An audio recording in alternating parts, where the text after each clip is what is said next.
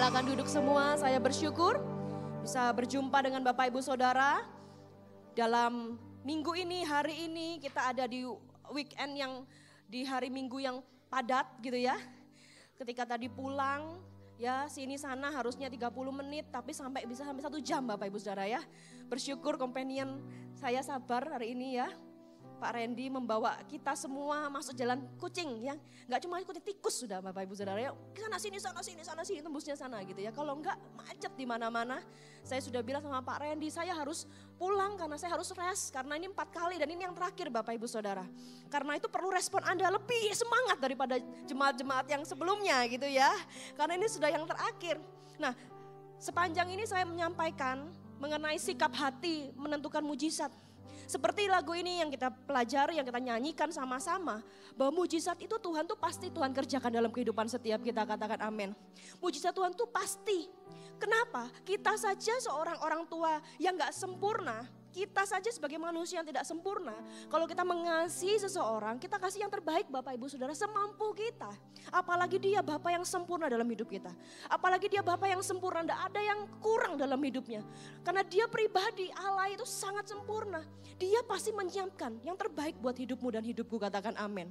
Demikian pula dia menyiapkan mujizat itu terjadi. Mujizat itu sudah disiapkan. Tapi tahukah bahwa pintu mujizat itu tergantung sikap hati kita. Pintu mujizat itu tergantung hati kita. Ada bagian yang kita tidak bisa lakukan, yaitu apa? Mujizat, sesuatu yang mustahil yang kita punya kemampuan. Di luar kemampuan kita nggak bisa Bapak Ibu Saudara. Tapi ada satu hal yang kita bisa kerjakan, yaitu menjaga sikap hati kita. Ada 4 bahaya yang membuat mujizat itu tidak terjadi dalam hidup kita. Tadi kemarin saya sampaikan bahaya kesendirian. PowerPoint saya bisa muncul. Yang kedua, saya ibadah pagi tadi, next yang sebelumnya, ibadah yang tadi pagi saya menjelaskan bagaimana adanya bahaya kekecewaan. Bahaya kekecewaan ini nanti hubungannya dengan yang ini Bapak Ibu Saudara. Yang siang tadi saya sampaikan bahaya ketakutan. Dan yang hari ini saya sampaikan bahaya tawar hati. Ada siap Bapak Ibu Saudara? Semua ini gak kelihatan. Semua itu ada di dalam hati. Kalau saya tanya kepada Bapak Ibu Saudara, bagaimana kabarnya? Rata-rata semua bilang baik Bu, gitu ya. Luar biasa Bu. Tapi dalam hati tidak ada yang tahu. Tapi tahukah, serius sekali mengenai hati ini. Tuhan sangat serius karena ini adalah pintu apakah mujizat itu terjadi dalam hidup kita ataupun tidak. Anda siap Bapak Ibu Saudara? Kita akan belajar dari Elia ya. Ikuti saya karena tidak semua kita akan baca supaya Bapak Ibu Saudara juga bisa menangkap apa yang menjadi intinya. Tapi kalau Bapak Ibu mau nanti setelah pulang Bapak Ibu bisa baca. Dalam 1 Raja-Raja 18. Ya, 1 Raja-Raja 18. Yang sudah ketemu katakan puji Tuhan. Ayatnya yang ke-20 Bapak Ibu Saudara.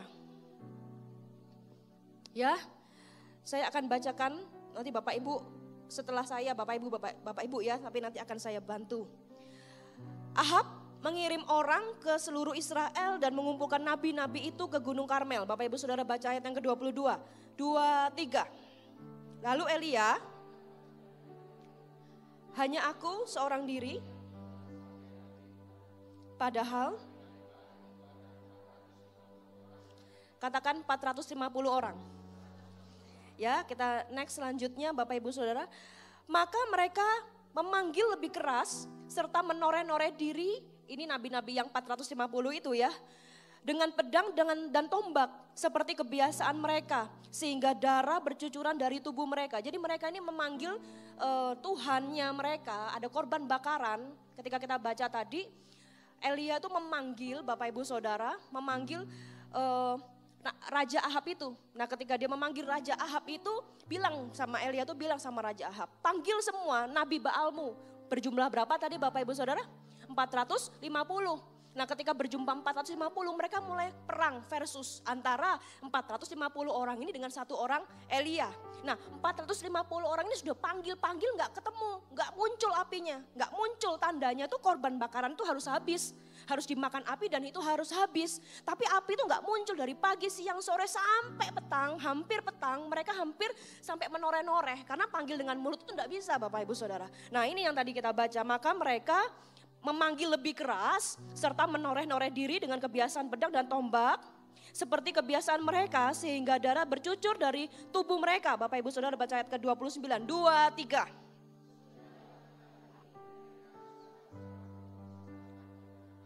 Tetapi tidak ada suara, tidak ada yang menjawab, tidak ada tanda perhatian.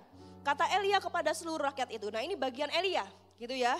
Datanglah dekat kepadaku, maka mendekatlah seluruh rakyat itu kepadanya, lalu ia memperbaiki mezbah Tuhan yang telah diruntuhkan itu. Kita langsung lompat Bapak Ibu Saudara ke ayat yang ke-37. Bapak Ibu Saudara ya, 2, 3. Jawablah aku, mengetahui bahwa Engkaulah Allah ya Tuhan, dan Engkaulah yang membuat hati mereka tobat kembali. Nah, lalu turunlah api Tuhan menyambar habis korban bakaran, kayu api, batu dan tanah itu. Bahkan air yang di dalam parit itu habis dijilatnya. Ketika seluruh rakyat melihat kejadian itu, bersujudlah mereka dan berkata, Tuhan dialah Allah, Tuhan dialah Allah. Kata Elia kepada mereka, tangkaplah nabi-nabi Baal itu seorang pun, jadi 450 orang itu tidak boleh lewat, seorang pun dari mereka tidak boleh luput. Setelah ditangkap, Elia membawa mereka semua ke sungai Kison dan menyembelih mereka di sana. Katakan amin. Jadi kita tahu Elia ini merupakan orang yang gagah perkasa, orang yang penuh iman, nabi yang luar biasa. Bahkan raja pun ditantang sama dia. Kalau kita ketemu presiden gak mungkin nantang ya Bapak Ibu Saudara ya. Dipenggal nanti sama pas prames, ya ngapain kok nantang kan begitu ya. Tapi Elia ini di zaman itu sangat-sangat luar biasa, sangat berani, penuh dengan iman. Dia ketemu Raja Ahab, dia gak takut, malah dia bilang, hei kamu salah loh. Hei, tingkahmu itu tidak betul loh di hadapan Tuhan. Kamu tidak menyembah Tuhan, tapi kamu menyembah Nabi Baal. Kumpulkan semua dewa-dewamu, kumpulkan semua nabi-nabimu. Aku tantang engkau dengan Tuhan, dengan Tuhanku yang hidup. Jadi benar-benar seorang yang berani menantang. Bahkan ketika korban bakarannya Elia itu belum pasti terjadi, kan belum tersambar api. Elia berkata kepada rakyatnya, ayo maju ke depan. Gitu. Ayo, dalam bahasa kita mendekat rek gitu loh. Ayo sini yo, deket toh gitu ya. Kalau saya tadi bilang, kalau kita punya permen itu di tangan kita bilang, ayo ke sini, aku punya permen. Ya pasti Bapak Ibu, karena kita pegang gitu ya. Kita percaya. Tapi betapa hebatnya Elia, betapa dia percaya dengan Elia, dengan Tuhan. Sebelum api itu menyambar, Elia berkata kepada rakyat itu, majulah ke depan. Dekat, lihat. Karena apa? Dia seolah-olah dia tahu dengan pasti bahwa Tuhanku tidak akan pernah mengecewakan. Jadi ketika dia suruh mendekat, mereka mendekat. Elia itu tanya, bukan Elia itu berkata kepada Tuhan, Tuhan mari datang, turunkan apimu supaya mereka tahu Engkau adalah Tuhan. Seketika itu pula api itu menyambar. Wow Bapak Ibu Saudara, Elia orang hebat, orang yang luar biasa. Tapi tahukah bahwa seorang yang luar biasa pun Bapak Ibu Saudara, seorang yang penuh gairah dalam Tuhan, dalam sekejap bisa menjadi tawar hati. Elia yang sama yang kita tadi baca. Loh Bu, masa? Iya. Kita lihat sama-sama Bapak Ibu Saudara di dalam 1 Raja-Raja 19. Setelah itu gitu ya. Ada Elia ke Gunung Horeb. 1 Raja-Raja 19. Saya akan bacakan Bapak Ibu Saudara. Ketika Ahab memberitahukan kepada Isabel ini adalah istri dari Ahab. Nah, Ahab ini dulunya percaya kepada Tuhan gitu ya, tetapi karena dia punya istrinya itu menyembah Baal. Akhirnya raja ini jadi ikut-ikut menyembah Baal Bapak Ibu Saudara. Jadi ketika dia lihat, makanya istri-istri sangat berpengaruh ya kepada suami-suaminya ya. Setiap kita juga sangat penting ya, jadi baik, jadi buruk, buruk jadi baik, bisa mengubahkan. Jadi ketika Ahab itu lihat dengan mata kepalanya sendiri, ternyata Bapak Ibu Saudara 450 Baal itu nggak bisa berbuat apa-apa. Dia ngomong ke istrinya, karena secara kedewasaan penyembahan Baal, istrinya tuh jauh lebih hebat dari itu. Kita lihat Bapak Ibu kalau mau lihat baca di 1 Raja-Raja 17 di sana. Nah karena itu Bapak Ibu Saudara, dia ngomong sama Isabel. Ketika Ahab memberitahukan kepada Isabel segala sesuatu yang dilakukan Elia dan perihal Elia membunuh semua nabi itu dengan pedang, maka Isabel menyuruh seorang suruhan, katakan suruhan, mengatakan kepada Elia, beginilah kiranya para Allah menghukum aku, bahkan lebih daripada itu jika besok kira-kira pada waktu ini aku tidak membuat nyawamu sama seperti nyawa salah satu orang dari mereka itu. Maka takutlah ia. Siapa ini Bapak Ibu Saudara yang takut? Elia. Maka takutlah ia, lalu bangkit dan pergi menyelamatkan nyawanya. Dan setelah sampai ke Beersheba yang termasuk wilayah Yehuda, ia meninggalkan bujangnya di sana. Katakan amin. Bapak Ibu Saudara, sampai situ dulu.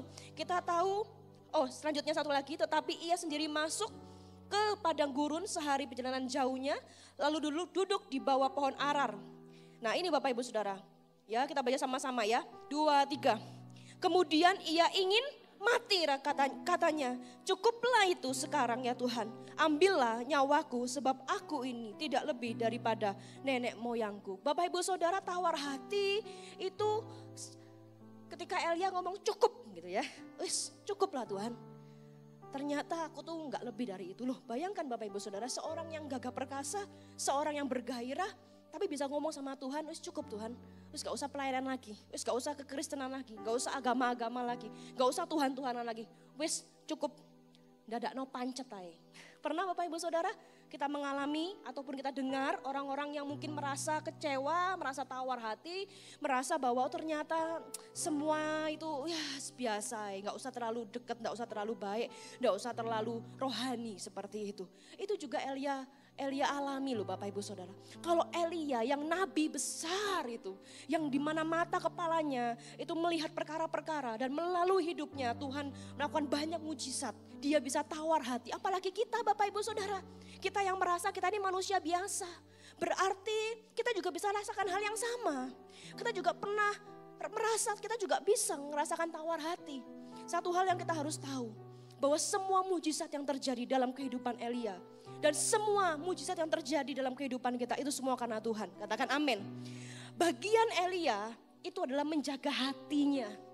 Karena ketika Elia berkata kepada Tuhan, ketika Elia melakukan sesuatu atas nama Tuhan, itu semua karena Tuhan. Elia lupa bahwa ketika dia turun dari panggung pelayanannya, dia cuma manusia biasa Bapak Ibu Saudara. Orang yang biasa, orang yang terus harus disempurnakan oleh Tuhan. Amin. Nah, apa itu tawar hati? Tawar hati itu adalah perasaan dingin, plain, hambar, patah semangat, tidak bersemangat. Pernahkah kita mengalaminya? Bisa dialami ketika kita mungkin bangun tidur, udah tahun baru ya. Ya gini-gini aja. Ya hidupku ya gini-gini aja. Tahun baru ya gitu-gitu aja. Itu bukan mengenai fisik. Kalau kita sudah tidur Bapak Ibu Saudara, berarti sistem tubuh kita ini sudah melakukan pemulihan ya. Kayak secara autopilot itu dia pasti memulihkan gitu ya.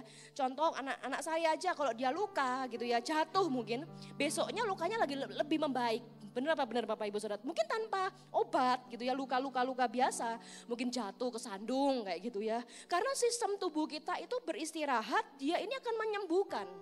Nah tapi kalau kita bangun tidur, gak ada hujan, gak ada angin, tiba-tiba bad mood, gak bertenaga, gak enak. Kayaknya beban itu baru bangun pagi kayak beban habis olahraga fitness 5 jam gitu Bapak Ibu. Kayak berat gitu, kayaknya gak mau ngapa-ngapain gitu Bapak Ibu. Itu salah satu ciri tawar hati. Males, kayaknya gak ada tujuan, gak ada gairah, ya gitu-gitu aja. Senin, Selasa, Rabu, Kamis, Jumat, Sabtu, Minggu. Senin, Selasa, Rabu, Kamis, Jumat, Sabtu, Minggu. Hatinya itu tawar Bapak Ibu Saudara. Mengapa kita bisa alami? Yang pertama itu bisa karena kelelahan rohani. Bapak Ibu Saudara, kelelahan rohani. Ada satu PowerPoint saya mengenai roh, tubuh dan jiwa. Banyak orang berkata bahwa kita harus minum. Kita harus minum vitamin yang banyak. Supaya apa? Supaya tubuh kita kuat. Supaya kita terus panjang umurnya. Kayak gitu ya. Tahukah Bapak Ibu Saudara, banyak orang fokusnya itu cuma di tubuh. Jaga ini supaya gak kolesterol, triglyceridnya naik, wah gulanya naik gitu ya. Coba kalau kita medical check up roh kita. Kalau kita merasa yang tadi itu berarti semua itu merah Bapak Ibu Saudara. Justru di sini roh itu harus lebih besar. Karena kita itu dipimpin bukan oleh tubuh, kita dipimpin oleh roh. Ibadah yang Sabtu kemarin saya jelaskan lebih dalam bagaimana hidup oleh roh Bapak Ibu Saudara. Hidup kita bukan dipimpin oleh jiwa. Kalau hari ini aku merasa senang, ya aku senang hari ini. Tapi kalau hari ini aku ngerasa bad mood, ya bad mood lah semuanya. Atau karena tubuh. Pokoknya kalau hari ini aku dapat sesuatu, tubuhku dapat sesuatu, aku senang. No. Tapi hidup kita itu harus dipimpin oleh roh. Kita harus kuat di dalam roh. Karena roh itu yang akan menuntun kehidupan kita, Bapak Ibu Saudara. Katakan amin. Amin. Ada stamina rohani yang kau perlu jaga. Stamina rohani itu apa? Ya roh kita. Kita ngerasa kita bisa beli kebahagiaan dengan uang, dengan apa yang kita punya. Enggak loh. Saya banyak konseling, banyak orang-orang yang cukup punya, tapi dia tetap merasakan kekosongan dalam hidupnya. Kenapa dia merasa kosong? Karena ada satu bagian yang tidak bisa dibeli dengan uang, dengan pribadi seorang. Semua itu tidak bisa gantikan, yang cuma bisa diisi oleh Tuhan. Dan stamina itu hanya bisa kita dapat ketika kita datang kepada Tuhan, Bapak Ibu Saudara. Kita datang secara pribadi dengan Tuhan. Di dalam kelemahanku sempurna kuasa-Mu. Kita datang kepada Tuhan. Hebatnya tantanganku, lebih hebat Tuhanku. Apalagi? Ku berserah kepadamu yang membelah laut yang teduhkan, badai yang mustahil pun terjadi karena kuasa-Mu yang pegang hidupku, yang buka jalan bagiku. Kau pembuat mujizat sejati. Bagaimana kita bisa percaya bahwa Dia Allah yang membuat badai itu sirna, yang membelah laut, kalau kita nggak punya hubungan yang intim dengan Tuhan. Karena itu roh kita harus kita bangun, Bapak Ibu Saudara. Ketika kita datang kepada Tuhan, aku ini gak sempurna loh Tuhan. Aku ini penuh kekhawatiran. Aku ini penuh dengan kekecewaan. Tuhan, aku ngerasa kenapa ya aku merasa kecil. Aku merasa kayaknya aku gak seperti orang lain. Ketika kita datang kepada Tuhan dengan penuh keluh kesah mungkin. Tapi kita datang kepada orang yang tepat. Kepada pribadi yang tepat, yaitu Tuhan, Bapak Ibu Saudara. Dia akan membantu kita. Dia akan memulihkan kehidupan kita. Dia akan membuat hati kita ini berbeda. Dia pulihkan rohnya dulu, tubuhnya tuh nanti aja. Karena kalau rohnya sudah betul, jiwanya akan sehat, tubuhnya juga akan kuat. Katakan amin. Karena itu jangan fokus untuk jaga kebugaran aja. Resolusi Januari ke tempat gym. Resolusi tahun baru lebih kurus. Resolusi tahun baru lebih happy misalnya. Enggak cuma itu Bapak Ibu Saudara. Resolusi tahun baru yaitu apa? Memperbesar otot-otot rohani kita. Memperbesar manusia roh kita. Membuat hidup kita jauh lebih dekat kepada Tuhan. Sehingga kita tahu Tuhan, meskipun aku tahu jalanku ini enggak selalu seperti apa yang aku mau. Kalau yang aku mau ya A, B, C, D gitu ya. Tapi seolah-olah kok terus menggok ya. Menggok itu bahasa apa Bapak Ibu? Belok ke K, belok lagi ke M. Aku gak ngerti jalannya. Tapi kalau aku punya Tuhan dalam hidupku, kalau aku tahu bahwa Dia ada dalam hidupku, itu cukup bagiku. Asal engkau ada di dalam kapal dan engkau pimpin nakoda ini. Aku tahu kemanapun kapalku berlayar, aku gak pernah tersesat. Aku gak pernah tersesat. Sebab aku tahu jalan-jalanmu itu yang terbaik dalam kehidupanku. Katakan amin. Jadi ketika 2024 ini kita lihat banyak tantangan, banyak planning yang di luar planning kita. Ada sebuah beban yang menghimpit hidup kita. Kiri kanan kita mengecewakan. Satu saja Bapak Ibu Saudara, Anda perlu jaga hati untuk tidak kecewa. Anda perlu jaga hati untuk tidak tawar hati. Bagianmu cuma jaga aja. Jangan fokus kepada mukjizat, manifestasi, apalagi sesuatu yang wah luar biasa gitu ya. Itu bagian Tuhan. Bagian kita jaga hati, jaga karakter kita, jaga iman kita, jaga roh kita. Orang yang rohnya kuat itu biasanya rendah hati. Orang yang rohnya kuat biasanya gak keakian model Bapak Ibu Saudara. Kenapa? Karena dia tahu yang tubuh itu, semua perbuatan-perbuatan itu semua itu dari dalam. Dia akan tahu kapan waktunya dia merendahkan diri. Dia tahu kapan waktunya dia makan. Dia tahu kapan waktunya dia bertindak. Oleh karena itu kita semua hari ini, tahun ini menjadi tahun di mana kita memperbesar manusia roh kita. Amin Bapak Ibu Saudara. Jangan sampai minyakmu habis. Minyak habis bisa pelayanan. Minyak habis masih bisa napas loh Bu. Aku nih kering rohani sudah 2 tahun gitu ya. Wih kok banyak ya gitu ya. Aku kering sudah lama, masih hidup kan loh. Oh hidup gitu. Iya hidup tapi mumi. Tapi ada banyak hal yang hilang dalam hidupmu. Banyak hal yang hilang dalam hidupmu. Bapak Ibu Saudara, jaga minyak kita. Sama seperti gadis bodoh, gadis bijaksana. Cuma satu yang kurang, minyaknya habis. Ketika waktunya dipakai, waduh pelitanya gak menyala. Hidup segan, mati gak mau. Punya segalanya, tapi ada yang kosong. Di dalam pesta pora, ada semua makanan yang tersaji, tapi dia tidak merasa happy. Punya suami, punya istri yang bagus, tapi dia merasa bahwa kurang aja ini. Punya anak-anak, punya ini, punya itu, tapi merasa bahwa kayaknya gak enak. Kenapa? Karena ada sesuatu yang hilang di hatimu. Sesuatu yang hilang yang cuma bisa diisi oleh Tuhan. Katakan amin. Bisa juga orang yang tawar hati itu karena tekanan.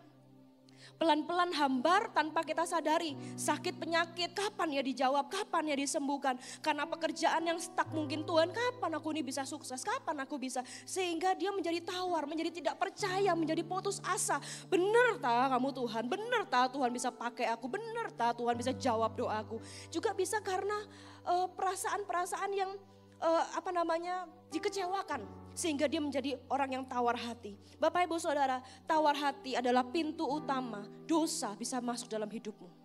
Tawar hati adalah pintu utama dosa bisa masuk dalam kehidupanmu. Ya, kalau orang yang bersemangat, betul ya, orang yang berapi-api gitu ya, contoh aja mungkin dalam pelayanan gitu ya Bapak Ibu Saudara ya. Wah aku ini baru pelayanan saya tuh, pelayanan pertama saya tuh gulung kabel Bapak Ibu ya. Gulung-gulung kabel ini loh, dulu kan kabelnya kan ewer gitu ya. Biar lebih santai ya.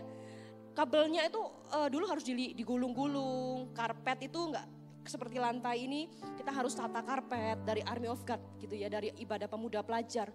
Itu pekerjaan saya Bapak Ibu Saudara, enggak apa-apa, nyapu ya kan, saya masih ingat kan harus disapu sebelum dipasang karpet. Itu pekerjaan utama gitu ya, pelayanan utama udah senang Bapak Ibu Saudara. Kalau kita bersemangat, wah apapun ku kerjakan gitu ya. Ketika ditegur, jangan gini ya, oh siap Kak kan gitu, oh siap gitu. Tapi coba kalau kita mungkin enggak di posisi yang tepat, hati kita, semangat kita enggak di posisi yang tepat, ditegur aja lo kok telat DP gitu. Ya iya kamu enggak lihat macet. Ya kan? Pakai dress code mungkin ya kan? Aku cuma mau ini, titik. Ya kan? Kok ngatur, kok ini. Ya namanya manusia Bapak Ibu Saudara. Apa enggak gitu ya? Aku wis datang wis syukur gitu ya. Itu pelan-pelan tapi pasti. Itu hanya mengenai masalah pelayanan, bisa lain, masalah lain. Suami istri contohnya Bapak Ibu Saudara, gitu ya. Mungkin ketika suaminya nanya gitu ya, atau istrinya nanya, gak dibales sama suaminya. Sudah mulai, apa ini kan langsung kayak gitu. Bapak Ibu Saudara, tawar hati itu gak bisa langsung tawar. Tapi pelan-pelan itu mengubah perilaku kita. Kita yang bersemangat, kita bisa merasa, aku kok jadi berubah ya. Tapi aku berubah tuh karena ini, ya wajar aku ini berubah. Loh ini loh, ini. Hati yang tawar itu pintu dosa masuk. Karena perubahan dalam hati kita mengubah pikiran kita. Sehingga apa yang seharusnya kita nggak pikir jadi kita bisa pikir. Contoh ketika kita ditegur. Oh iya ya, saya akan introspeksi gitu ya. Tapi kalau orang yang tawar hati, loh kenapa kok negur aku? Salahku apa? Aku loh sudah kasih yang terbaik. Nah gitu loh Bapak Ibu, loh, orang yang sama bisa berubah. Elia orang yang sama bisa berubah. Orang yang ayo maju mendekat sini. Gitu kan, aku akan buktikan dia adalah Tuhan. Pasang badan buat Tuhan. Pasang badan, berani mati gitu ya. Tapi dalam sekejap bisa berkata Tuhan cukup wis, gak usah kayak gini lagi. Ambil nyawaku, aku mau mati aja. Bisa berubah, orang itu bisa berubah. Kita itu bisa berubah, Tuhan yang gak berubah. Karena itu bukan kita harus tanya Tuhan, kapan kau buat mujizat dalam hidupku? Tanya diri kita sendiri, aku enggak boleh jadi orang yang berubah. Kepada Tuhan, aku enggak boleh berubah. Baik aku diberkati, baik mungkin aku belum diberkati, baik dalam masalah di puncak kesuksesan ataupun di lembah, aku enggak boleh jadi orang yang berubah. Katakan amin. Angin badai datang, itu tidak boleh membuat kita jatuh. Angin sepoi pun enggak boleh buat kita jatuh Bapak Ibu Saudara. Aku ini enggak boleh berubah. Kenapa? Kalau sampai Fani ini tawar hati, maka hidupku ini berubah. Perilakuku berubah. Aku tidak akan pernah sama menjadi gembala. Aku tidak akan pernah sama jadi seorang istri. Aku tidak akan pernah sama jadi seorang ibu. Pernah ibu-ibu tawar hati? Gemes sama anaknya, pernah? Ya kalau nggak pernah saya mau foto di sini ya. Karena saya juga seorang mama. Pasti pernah. Bisa ngomong gini, kalau mami ini saya sayang sama kamu, ini mami cerewet. Tapi kalau mami sudah gak sayang sama kamu, mami diem tok loh ya. Nah itu kan sudah mulai tawar sebetulnya. Sudah mulai hopeless gitu loh Bapak Ibu. Nah, mami diem tok. Itu aja kan kelihatan bahwa ada perubahan perilaku. Dari yang kita mau cerewetin gitu ya, sampai yes, ya kan gitu kan.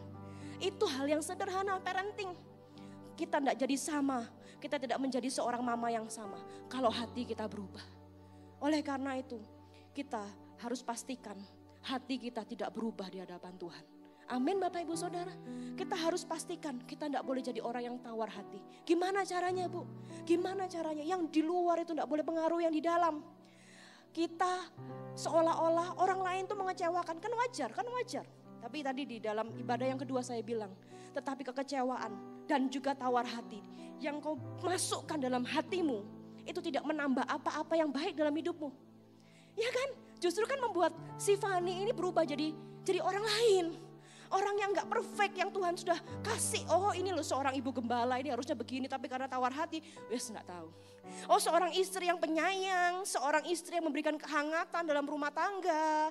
Dia kan memberikan atmosfer surga di rumah. Tapi kalau istri-istri tawar hati, aduh Bapak Ibu sudah dingin semua. Makan apa nih, Bu? Gitu ya. Mau pergi kemana? Gak tahu. Jadi kan gak enak Bapak Ibu Saudara. Karena itu tawar hati, kekecewaan tidak boleh ada dalam hati kita. Itu tidak menambahkan apa-apa. Kita harus pastikan orang lain, situasi itu tidak boleh pengaruhi hati kita. Itu keputusan dalam hati. Katakan amin. Bagaimana caranya? Yang pertama, bagaimana bisa menghadapi tawar hati? Yang pertama Bapak Ibu Saudara, fill your spirit. Dalam 1 Raja-Raja 19 ayat yang kelima dikatakan itu. Sesudah itu ia berbaring dan tidur di bawah pohon arar. Itu Elia. Tetapi tiba-tiba seorang malaikat menyentuh dia serta berkata kepadanya, bangunlah, makanlah. Ketika ia melihat sekitarnya, maka pada sebelah kepalanya ada roti bakar dan ada sebuah kendi berisi air. Lalu ia makan dan minum, kemudian berbaring pula. Tetapi malaikat Tuhan datang untuk kedua kalinya dan menyentuh dia serta berkata, bangunlah, makanlah. Sebab kalau tidak perjalananmu nanti akan terlalu jauh bagimu. Maka bangunlah ia lalu makan dan minum. Dan oleh kekuatan dari makanan itu ia berjalan berapa lama Bapak Ibu Saudara?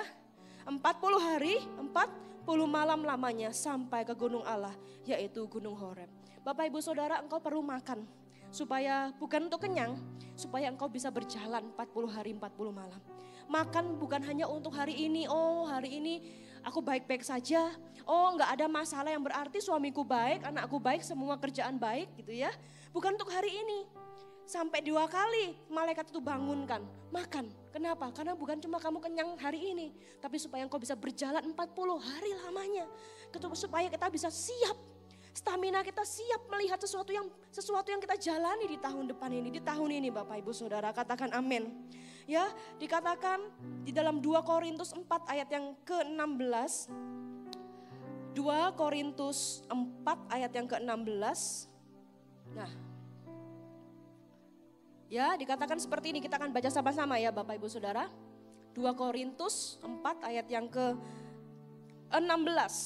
Sudah ketemu multimedia?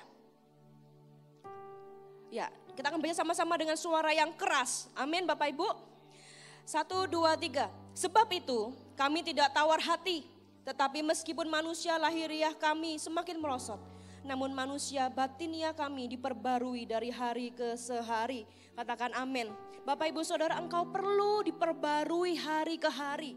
Jadi fill your spirit itu bukan cuma hari Minggu, hari CG pulang kemudian kita merasa bahwa semua absenku tidak pernah bolong Tuhan. Aku telah ikuti semua gak pernah bolong, enggak. Tapi secara pribadi kita harus datang kepada Tuhan karena dikatakan hari lepas hari setiap kita perlu Tuhan dalam hidup kita. Apakah ada yang tantangannya, yang masalahnya itu cuma hari Jumat dan hari Minggu, hari CG dan hari Minggu doang? Ya nggak ada kan, tantangan dan masalah itu kan tebang pilih, nggak tebang pilih maksudnya. Tiba-tiba kita merasa semua baik-baik, loh kok ada masalah. Tiba-tiba kemarin saya pas pergi liburan gitu ya ke Surabaya, sudah janjian besok mau nonton ya sama anak-anak gitu ya, ada film bagus nih, film anak-anak gitu ya. Baru mau nonton tiba-tiba Maverick demam tinggi Bapak Ibu. Kita tidak bisa minta, masa kita bilang sama Tuhan, jangan demam, aku mau nonton dulu kan, ya enggak. Kita bahkan nggak tahu tiba-tiba anak itu nggak mau makan, besoknya demam Bapak Ibu Saudara. Kita nggak bisa tahu tantangan itu datangnya kapan. Jadi kita harus terus siap sedia. Tantangan aja nggak tahu kapan kok kita makan Senin Kemis Bapak Ibu Saudara. Dek remah gitu ya. Gimana Bapak Ibu Saudara?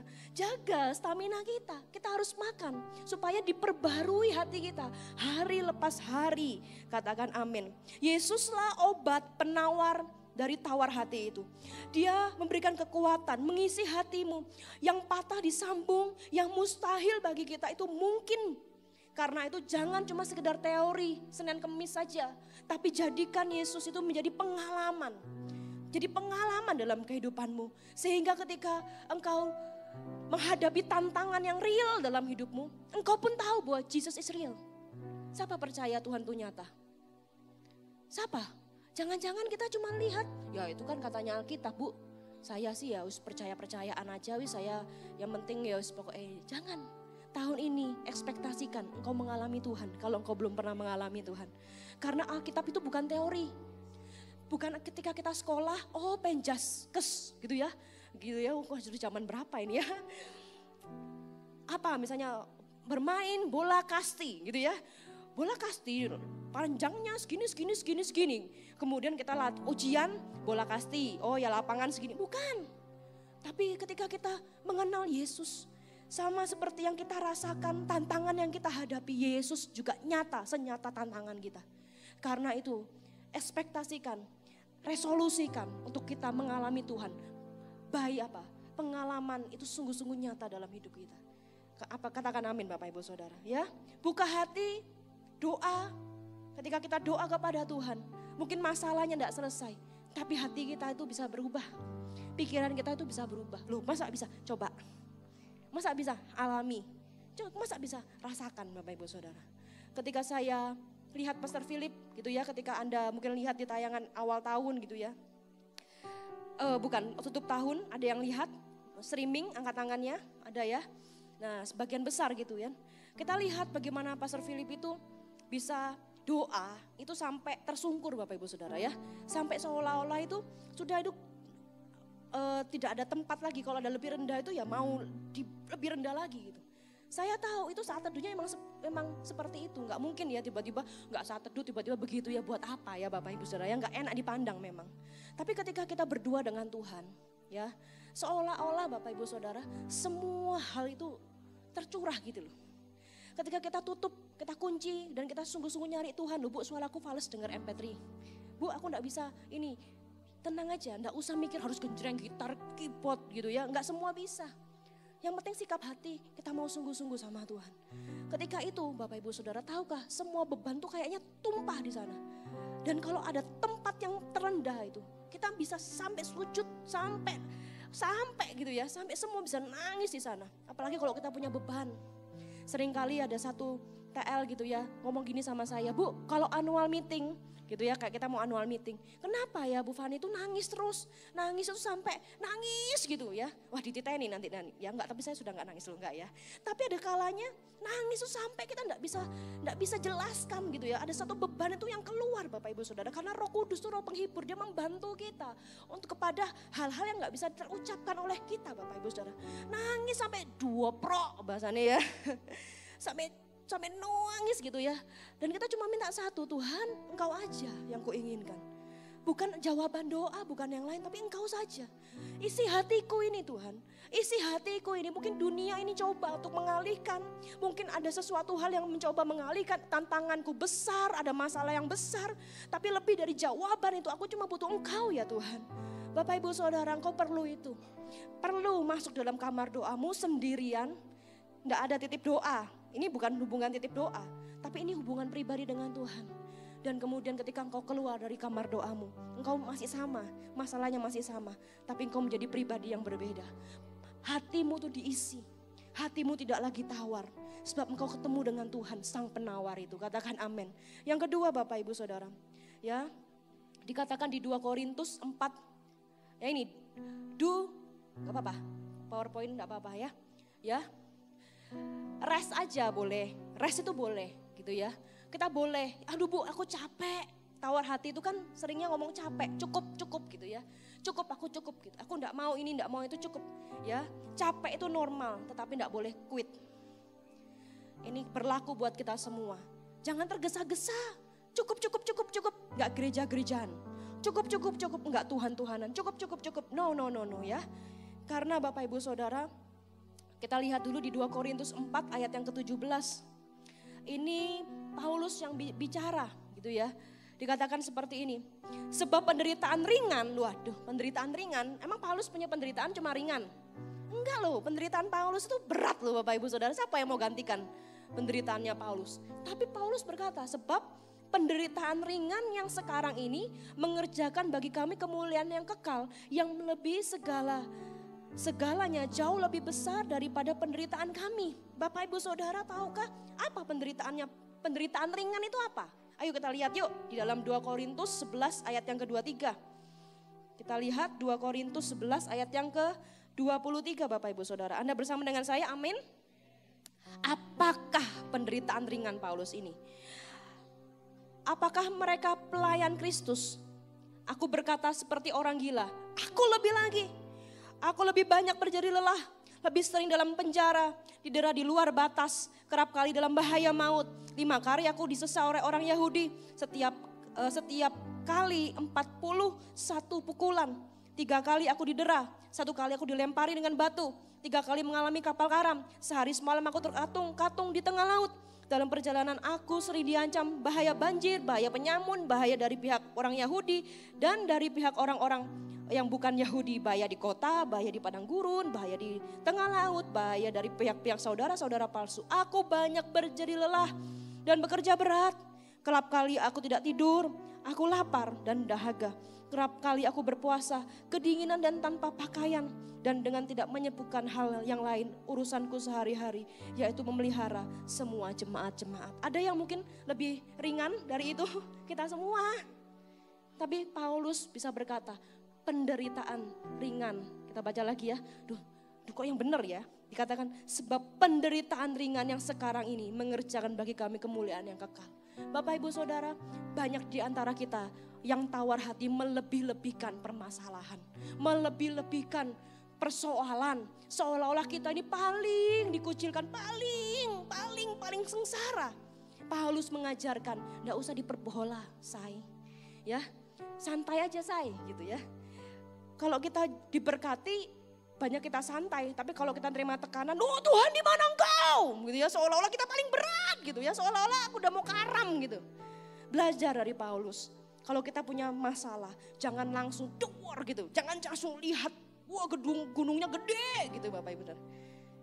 Cukup kita berkata, aku bisa kok lewati ini. Masalah jangan digede-gedein, Tuhannya yang diperbesar. Kita sangat belajar dari Paulus ini. Penderitaannya yang dikatakan penderitaan ringan, kapal karam, sakit di penjara, lapar, tanpa pakaian, itu semua penderitaan ringan buat Paulus. Karena dia tahu yang lebih dari itu adalah Tuhan dalam hidupnya. Rasa amannya itu kuat dan tidak ada satupun tantangan yang melebihi Tuhannya.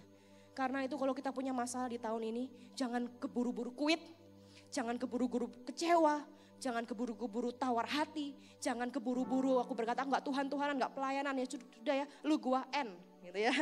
Lu gua N, udah enggak usah gitu ya. Cukup gitu. Seolah-olah kita punya ego, seolah-olah kita masih punya aku nih enggak punya apa-apa tapi aku punya harga diri. Bapak Ibu Saudara, enggak perlu juga kita tunjukkan itu. Jadilah pribadi yang rendah hati. Jadilah orang-orang yang tidak menghiperbola semua masalah yang ada. Justru ketika kita dalam kamar kita nangis tuh jadi-jadinya sama Tuhan. Mungkin Paulus itu juga alami, dia nangis loh Tuhan. Mbok yo aku dikasih pakaian, kan gitu. Beberapa kali gak punya pakaian. Tapi ketika dia ngomong kepada jemaat, ketika dia keluar di sana, mulutnya itu terkunci Bapak Ibu Saudara. Dia berkata bahwa ini penderitaan ringan. Kenapa? Karena ada Yesus yang gendong dia. Karena Yesus berjalan dengan dia, asal ada engkau itu cukup. Oleh karena itu, ketika kita istirahat, jangan, istirahat nonton apa? Drama Korea. Capek, istirahat kemana? Shopping.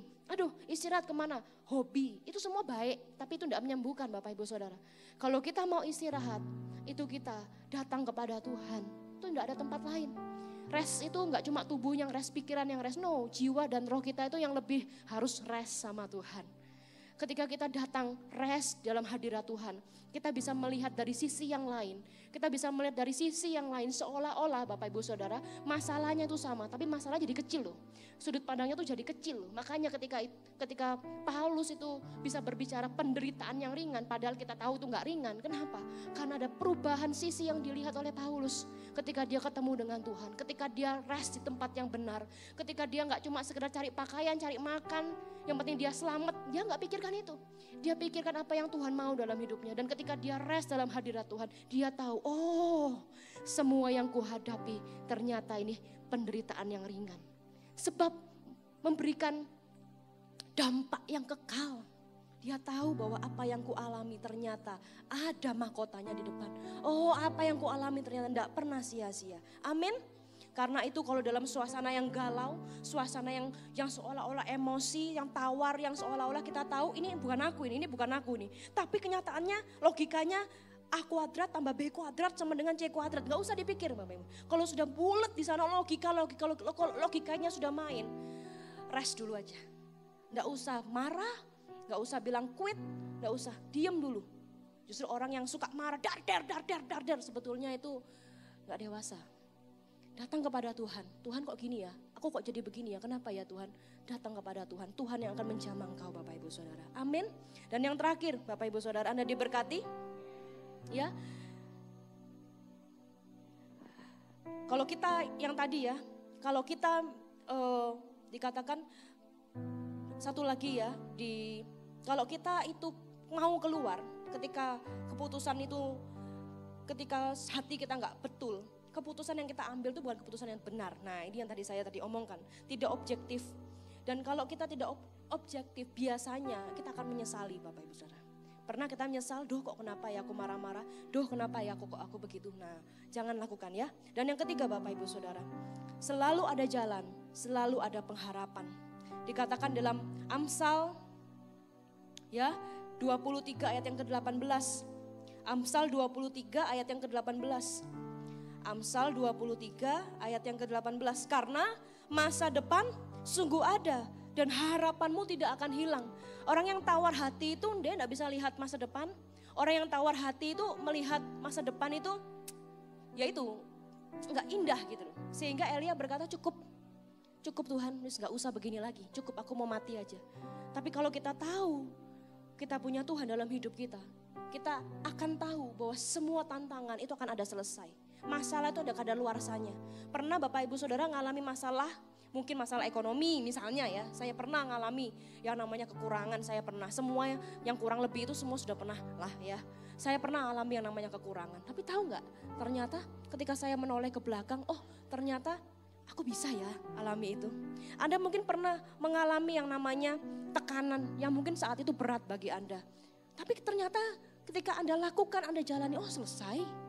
Bapak Ibu Saudara, kalau kita punya Tuhan dalam hidup kita dan kita menjaga hati kita untuk tidak tawar hati aja. Percaya bahwa harapan itu masih ada, Tuhan itu masih ada. Kalau Tuhan itu masih ada, berarti mujizatnya masih ada. Bagian kita cuma jaga hati, percaya kita berdoa dan lakukan yang terbaik.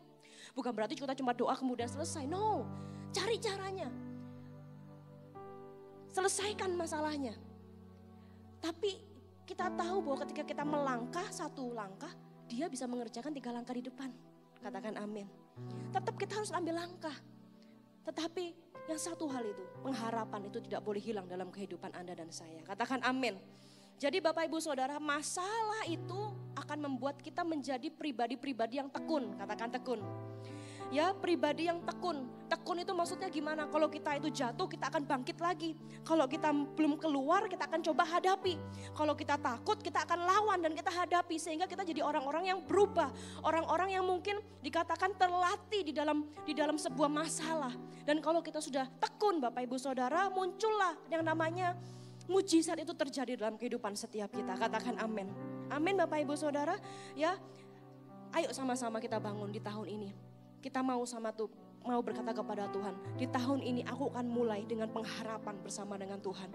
Di tahun ini mungkin bukan tahun yang kata orang dunia semakin jahat, oleh karena itu katakanlah orang berkata dunia semakin susah katanya. Tapi kalau bagiku tidak ada yang susah. Kenapa? Asal Tuhan tuh ada di pihakku, siapa lawanku? Mari kita mulai dengan iman yang sebiji sesawi. Jangan mulai dengan tantangan yang terlalu besar dalam hidup kita. Kalau kita melihat tantangan, kecillah kekuatanmu. Tapi ketika engkau melihat Tuhanmu, besarlah imanmu. Katakan amin Bapak Ibu Saudara. Yang pertama tadi apa Bapak Ibu Saudara? Bagaimana cara kita menghadapi tawar hati? Ya, fill your spirit, makannya bukan makan tubuhnya, tapi makan makanan rohani. Makan, roh kita ini harus makan, diperbarui. Yang kedua, rest itu boleh, tapi don't quit. Jangan buru-buru menyerah, jangan buru-buru putus asa. Dan yang ketiga, selalu ada jalan, selalu ada harapan. Mari bangkit berdiri Bapak Ibu Saudara, kita datang kepada Tuhan. Nyembahmu, Tuhan dan Rajaku, memujimu, Yesus kekasih jiwaku, mengikutimu seumur hidupku. Di hadiratmu bahagiaku penuh.